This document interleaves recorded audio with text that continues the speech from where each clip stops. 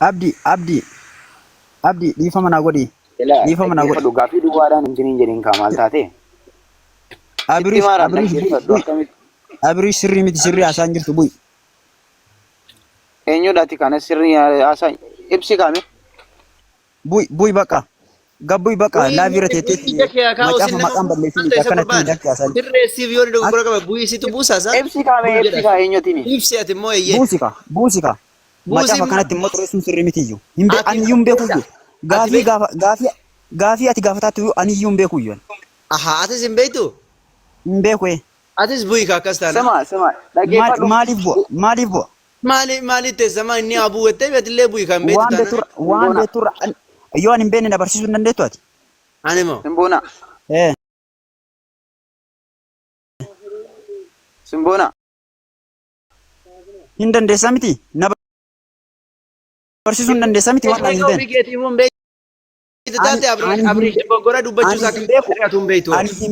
Ani hin beeku iyyuu ati na buusi. Ati immoo na barsiisi waan beekturraa. Wayka ati hin beektu erga ta'e Abriish sirri dogoggoruu isaa maaliif beektere silaan beektu? Abriish qabamee gaafadhu akkamitti dogoggoruu kee bare? Sirriitti beeka. Akka inni dogoggoraa sirriitti beeka. Waan dogoggore anin callisaa taransii faalatamu deebisi kaame. Bu'i sirrii miti sirrii haasaan jirtu iyyuu bu'i macaafa maantini bu'i. Bu'i macaafa maantaata. Tiyaa maayikii qabadhu. Tiyaa. Ilaa dhaggeeffadhu Simboona. Simboona. Phaawulos tu barreesse wangeela arfanii Phaawulos tu barreesse ka jettu. Maaf kijibda kijiban taane maaliif haasofta? Ibsi kaan siin jedhe ibsi kaan maal taate? Phaawulos tu barreesse ragaan qabdaati. Phaawulos barreessu isaa ragaa qabda. Macaafa Phaawulos barreesse iyyuu beektaa iyyuu akkamitti haasofta waan hin taane maaliif haasofta? Ibsi siin jedheem ibsime. Inni ibsuu siin jedhe waan hin beekne naasee. Abriish macaafa maantini. waan ati dogoggortee inni asirreessu. Ati Abdii Musaa Abdii kan keetiyyuu hin beektu iyyuu kan namaa naaseeniiti. Ana amma Abriishiin obboleessa kee arrabsitee kuftee irratti Quraanni nu falfala nama biraa irraa waraabame quraanni nu wanna falfala amanteet ati nu falfala. Ati ofiifuu falfalamaadha dura obboleessa kee kana obboleessa kan keetu falfalaadha ati nu. Muddamee gurbaan maaliif muddama isaa? Obboleessa kee arrabsitee kuftee amma mo'anatti dabarte? Obboleessa kee afuuraan wanna hin taane maaliif anatti dabarte?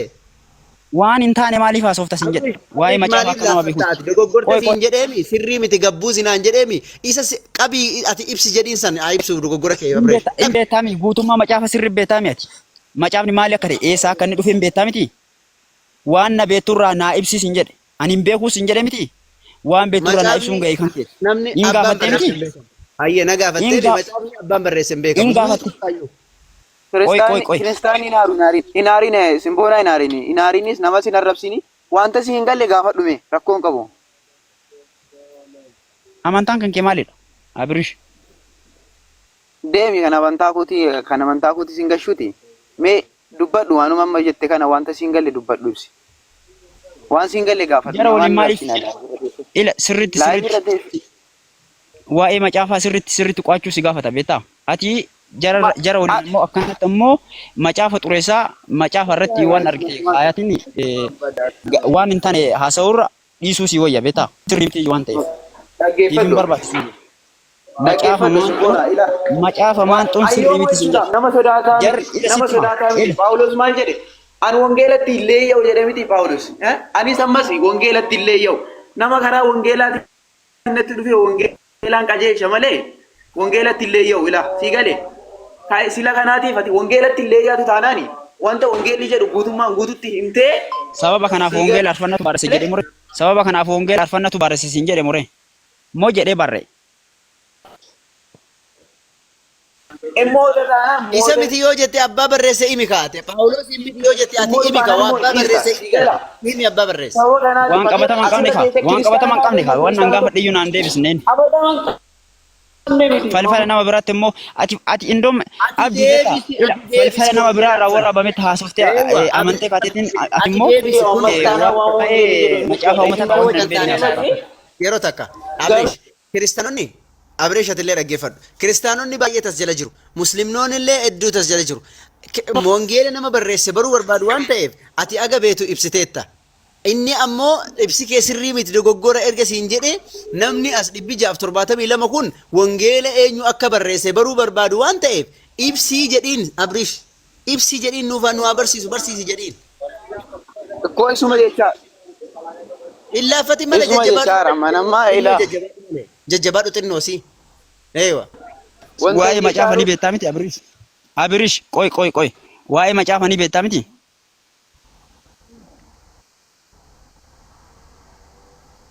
Yaa? Moo siif hin dhagahamu sagaleen kiyya hin jiru? Jira sagaleen kee na fakkaata boleet. Hin dhagahamaa miti. Abirish macaafa sirriitti miti. Hin dhagahamu. Hin dhagahamame. Eenyu si dubbii dhalli sadii maayikii qabadhu. Maayikii qabadhu taa'e. Dabareen kee hin geenye. Abirish macaafa sirriitti dandeettaa miti. Hiika isaa sirriitti beektaa miti. Eenyu akka barreesse illee beekta. Nan dhaga. Paawulostu barreesse jettee miti. Nama meeqa akka silaalaa beektaa miti. Gurbaan kun hoolaa wallahi hoolaa marrachuu malee wanta qaban isaaf jiru. Ofii hin beeku jedha namaan hin dogoggorteedha. Hin beektu taanan namaan dogoggor fakkeenyaaf amma ani yoon namni tokko Amaariffa yoo haasawe Amaariffa yoo Abrish haasawe Abrishiin dogoggora haasofte kanan jedhu yoon Amaariffa sana beekeedha. Amaariffi sun sirriidha moo dogoggora kan beeku fakkeenyaaf Abrish indeenne yoo dubartii tokkoon jedhe yoo Amaariffa kan beeku ta'e lakki Abrish dogoggorteedhaan maaliif dubartiidhaan indeennes jedhama malee indeenne hin jedhamu jedhaan hayyee waan hin beekuuf yoon ofiifuu hin beekne waan jedhamu yoon oon hin beekne akkamittaan Abrishiin hin dogoggorte jechuu danda'a yoon hin dogoggorte jedhe immoo sirreessuu fi danda'uutu narra jiraata yoon sirreessuu hin dandeenye immoo akkamitti namni nama sirreessuu hin dandeenyeen ofiifuu hin beeku jedhaa in sobdaa jedhaan. Ana miti mkaa. Keef ila dhaggeeffadhu simboona jala jiraata taanan dhaggeeffadhu olgalii kootuti. Kootuti olgalii kan macaafa maqaa balleessaa ro'anatu hin taane isin mataa keessan peenteedha dhugaa rabbii jechuudha. Anamma laayivii kanarra taa'ee hin dubbadha. An adventistiidha guyyaa torbaffaan hin waaqeffadha. Macaafa qulqulluu hin qo'attanii dubbistanii kaleessa mucaa tokko asirra teessee dubbattu argaan ture. Eenyudha maqaan ishee? Loomiidha natti fakkaata. Tiksiima sadii mataa kee keessaa qabdu naa ibsi jennaan ibsuun dadhabde. Kiristaana jennaan nama kana nama nuti kiristaana hin jennu dhugumatti kiristaana hin jedhan. Amma akka nama tokkotti kiristaana hin jedhan. Garuu kirkiriidhaaf as gubbaa baati. Wanta isheen jettu hin beeku. Garuu tiksii sadii mataa kee keessaa tokko natti miyennaan hin dadhabde mucayyo. Amma immoo asitti ol galee arraba dheeressee nama arrabse nama. Kana miti gooftaa Yesuus kan barsiisaa ture. Gaafa boqoo kee kana si qabalan kana sitti deebisi jedhee barsiisaa ture malee gooftaa Yesuus Kiristoos nama arrabsi hin jedhu. Nama arrabsi kan jedhu macaafa qulqulluu keessatti hin caafamne. An kana guutummaan guututti dubbadha. Sini galee sila kanaatii fi nama arrabsuunis hin danda'amu wanta nuuf hin gallee wanta nu dhibe wal barsiisuudhaaf asirra baane malee yookaan taphachuu yookaan wal arrabsuudhaaf. Simboona as jala jirta taanaan dhaggeeffadhu. Dhugumatti kiristaanaa yookaan peenteedha taanaani akkasittiin arraba kee dheeressitee nama arrabsuunis hin danda'amu. Haala karaa jiruutiin wanta beekturraa yoon an dogoggorteerta naan jedhiitiin asirreessa. Kitaaba qulqulluu hambaa baachaa jirta miti asis. Sila kanaatii fi gara itti aanutti ceenee jechuu barbaadeeti. Akkas fakkeenyaaf namni tokko dogoggoraadha kan siin jechuu danda'u maalidha yoo ofii isaatii dogoggora san sii sirreessuu danda'e qofa. Dogoggora kee sana beekee yoo sii sirreessuu hin danda'in akkamitti siin dogoggoraadha siin jechuu danda'a. Wallahi ayib safuudha kun. Safuu namni tokko dogoggora kee sii sirreessuu kan hin dandeenye akkamitti. Ayi hordofaa Yesuus miti namni akkanaa hordofaa Yesuus kan ta'e wanta Yesuus hojjechaa turee fi gara laafummaa Yesuus gooftaa Yesuus hojjechaa turedha kan nuti qabu malee. Akkas. Hordofaa Yesuus taanaan Yesuus akkatti bulaa jedhee fi karaa inni irra ce'uu qabna malee asirratti nama arrabsuunis hin barbaachisu obsa gaafata. Kiristaana jechuun obsadha. Kiristaana jechuun karaa Kiristoos warra hordofanidha jechuudha kana. Kan hubachuu qabna warri kiristaanaas jala jirtanis. Nama arrabsuun hin barbaachisu. Hey. Jirtanii nagaa keessanii waan nagaa waaqayyo isiniif haa ta'u. Jirra alhamdulillah. Yeroo takka qoy simbooneen waan ammaa nuuf haa deebisu addisu akkasumatti nu obsi sitti darba. Gareen keeti simboo irratti. Simboona macaafa wangeelota afran eenyu barreesse?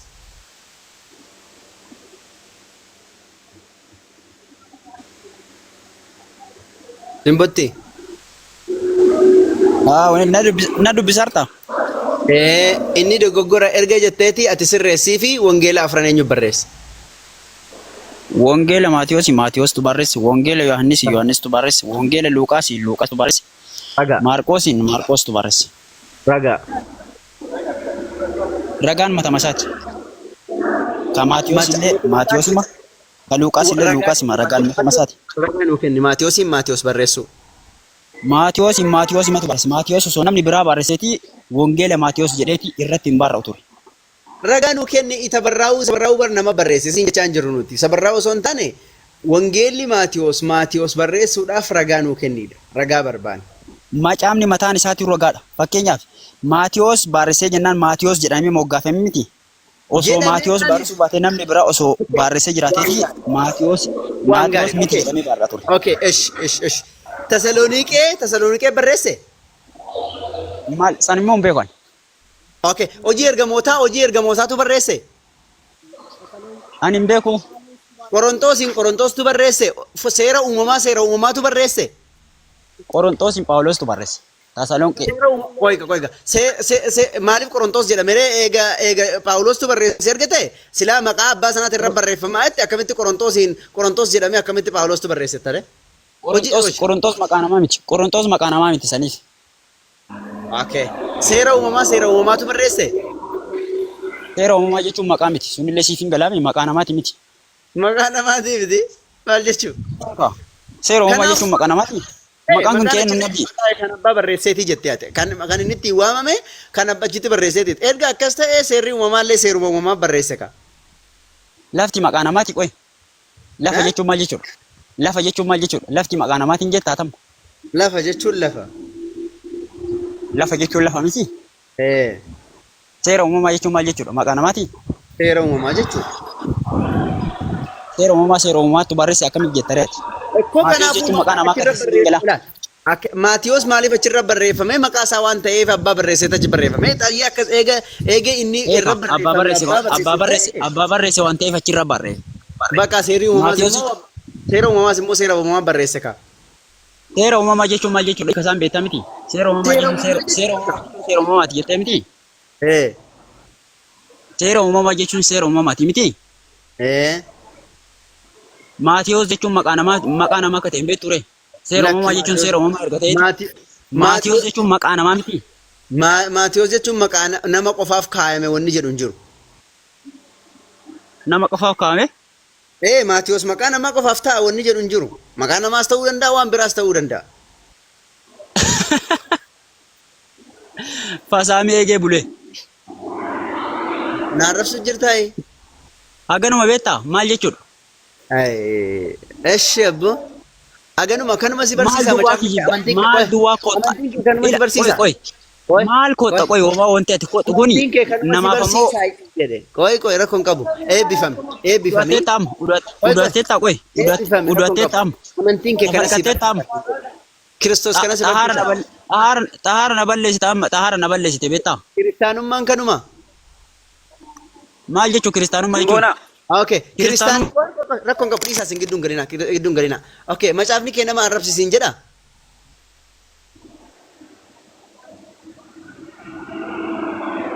Macaafni kee nama arrabsisiin jedhaa siin jedhe.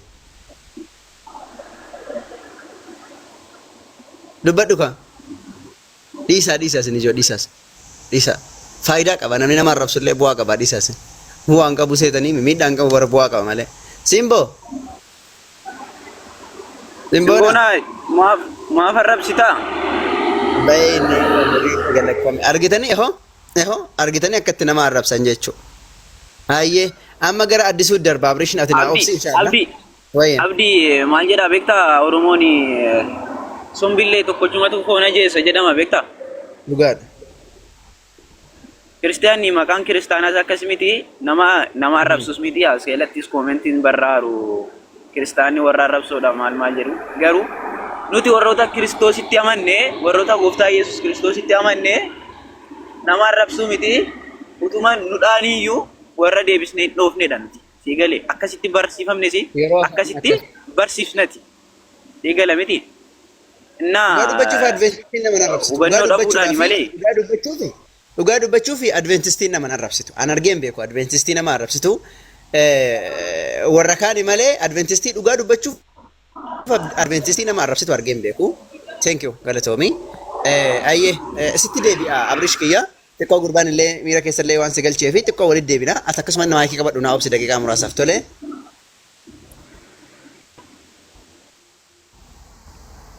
Hayyee addisuu jirta? Nagaa keessanii?